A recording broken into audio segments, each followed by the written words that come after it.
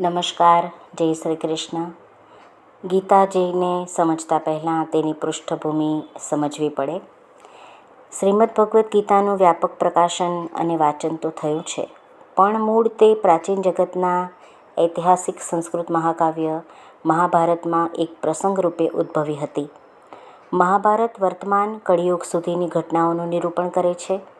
ભગવાન શ્રી કૃષ્ણે પોતાના મિત્ર તથા ભક્ત અર્જુનને આ યુગના આરંભ સમયે લગભગ 5000 વર્ષ પૂર્વે ભગવદ્ ગીતા કહી હતી.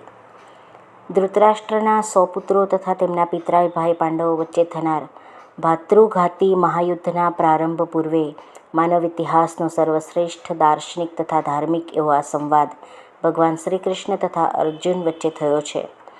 ધૃતરાષ્ટ્ર અને પાંડુ કુરુવંશમાં જન્મેલા ભાઈઓ હતા, જેમના નામ પરથી મહાભારત નામ પડ્યું છે. તે પૂર્વે થયેલા ચક્રવર્તી મહારાજ ભરતના વંશમાંથી કુરુવંશ ઉતરી આવ્યો હતો. મોટા ભાઈ ધૃતરાષ્ટ્ર જન્મથી અંધ હોવાને કારણે જે રાજ્ય સિંહાસન તેમને મળવાનું હતું તે નાના ભાઈ પાંડુને આપવામાં આવ્યું હતું. પાંડુ જ્યારે યુવાન વયે અવસાન પામ્યા ત્યારે તેમના 5 પુત્રો યુધિષ્ઠિર, ભીમ, અર્જુન, નકુળ તથા સહદેવને ધૃતરાષ્ટ્રની સંભાળ હેઠળ રાખવામાં આવ્યા હતા. વસ્તુતઃ ધૃતરાષ્ટ્ર થોડા સમય માટે રાજા થયા હતા. એ રીતે ધૃતરાષ્ટ્રના પુત્રો તેમજ પાંડુના પુત્રો એક સમાન રીતે રાજ્ય પરિવારમાં ઉછેર્યા હતા. શાસ્ત્રવિદ્યા વિશારદ ગુરુ દ્રોણાચાર્ય દ્વારા તે બધાને શસ્ત્રવિદ્યાનું શિક્ષણ આપવામાં આવેલું અને કુરુવંશના પૂજ્ય પિતામહ ભીષ્મ તેમને માર્ગદર્શન આપતા રહ્યા હતા. આમ છતાં ધૃતરાષ્ટ્રના પુત્રો, ખાસ કરીને સૌથી મોટો પુત્ર દુર્યોધન, પાંડવો પ્રત્યે દ્વેષભાવ રાખતો હતો અને તેમની ઈર્ષ્યા કરતો હતો. તેમજ અંધ તથા દુર્બળ મનવાળા ધૃતરાષ્ટ્ર પાંડવોને નહીં પરંતુ પોતાના પુત્રોને રાજ્યાધિકાર વારસામાં મળે એવું હંમેશ માટે ઈચ્છતા હતા. એ રીતે દુર્યોધને ધૃતરાષ્ટ્રની સંમતિથી પાંડુના યુવાન પુત્રોને મારી નાખવાનું એક સુનિયોજિત કાવતરું ઘડ્યું. પરંતુ કાકા વિદુર તથા મામેરાભાઈ કૃષ્ણના કાળજીભર્યા રક્ષણને લીધે કૌરવો તેમનું મૃત્યુ નિપજાવવાના અનેક પ્રયાસો કરવા છતાં પાંડવો ઉગરી જવા પામ્યા હતા. ભગવાન કૃષ્ણ કોઈ સાધારણ મનુષ્ય ન હતા, પણ સ્વયં પૂર્ણ પુરુષોત્તમ પરમેશ્વર હતા કે જેમણે પૃથ્વી ઉપર અવતરણ કર્યું હતું અને તે સમયે એક રાજવંશના રાજકુમારની ભૂમિકા ભજવી રહ્યા હતા.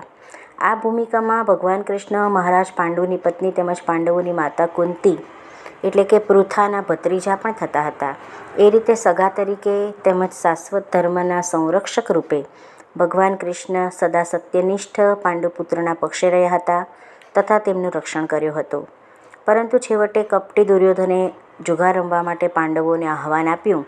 તે નિર્ણાયક સ્પર્ધામાં દુર્યોધન તથા તેના ભાઈઓએ પાંડવોની પત્ની સતી દ્રૌપદી પર અધિકાર સ્થાપીને રાજાઓ તથા રાજકુમારોની ભરી સભામાં તેને નિર્વસ્ત્ર કરવાનો પ્રયાસ કર્યો, તેનું અપમાન કર્યું. ભગવાન કૃષ્ણની દૈવી સહાયને કારણે દ્રૌપદીનું રક્ષણ તો થયું, પરંતુ દ્યુતમાં થયેલ કપટને કારણે તેમાં હારી જતા પાંડવોને પોતાના રાજ્યથી વંચિત થવું પડ્યું અને 13 વર્ષનો વનવાસ ભોગવવો પડ્યો. વનવાસમાંથી પાછા આવ્યા પછી પાંડવોએ ન્યાયપૂર્વક દુર્યોધન પાસેથી પોતાનું રાજ્ય પાછું માંગ્યું, પરંતુ તેણે તે પાછું આપવાની ધરાર ના પાડી દીધી. પાંડવો રાજ્યનો વહીવટ સંભાળનાર ક્ષત્રિય તરીકે કાર્ય કરી પ્રજાની સેવા કરવાના કર્તવ્યથી બંધાયેલા રાજકુમારો તો હતા જ. તેથી છેવટે તેમણે પોતાનું સમગ્ર રાજ્ય જતું કરીને માત્ર 5 ગામ માંગ્યા, પરંતુ દુર્યોધને ઉદ્દંડતાપૂર્વક એવો ઉત્તર આપ્યો કે તે 100ની અણી જેટલી ભૂમિ પણ તેમને આપશે નહીં. આ બધી ઘટનાઓ દરમિયાન પાંડવો અત્યાર સુધી સહનશીલ રહ્યા હતા, પરંતુ હવે યુદ્ધ કરવું અનિવાર્ય લાગતું હતું. જગતના રાજાઓમાંથી કેટલાક ધૃતરાષ્ટ્રના પુત્રોના પક્ષે જોડાયા, કેટલાક પાંડવોના પક્ષે જોડાયા. ત્યારે સ્વયં કૃષ્ણએ પાંડવોના સંદેશવાહકની ભૂમિકા સ્વીકારી અને શાંતિની હિમાયત કરવા ધૃતરાષ્ટ્રની રાજ્યસભામાં ગયા.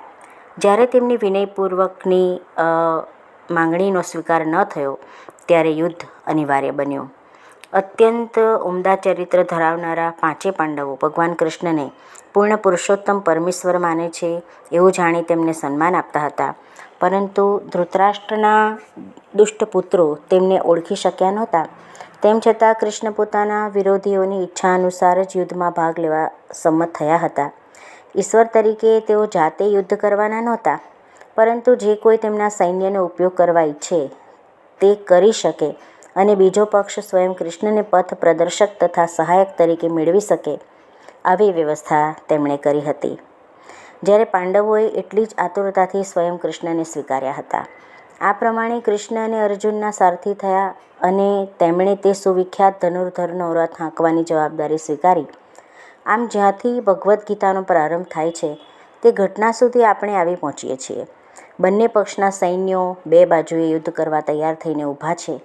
ધૃતરાષ્ટ્ર ચિંતિત થઈ પોતાના મંત્રી સંજયને પૂછી રહ્યા છે કે તે સેનાઓએ શું કર્યું.